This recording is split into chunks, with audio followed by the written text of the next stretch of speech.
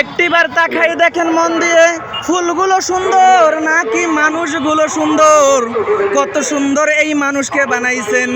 এই ফুলের সৌন্দর্যর কোনো দামেই নাই মানুষের সৌন্দর্যের কারণ কাছে।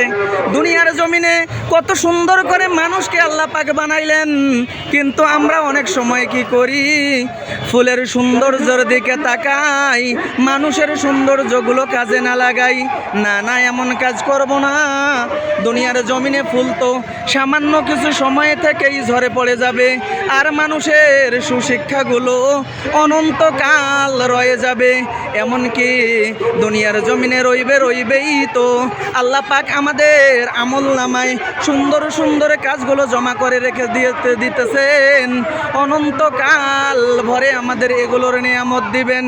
সেই মহান মাওলাই কারিম আপনারা আমাকে এত সুন্দরভাবে বানাইলেন, আসেন ওনার শুকরিয়া আদায় করি।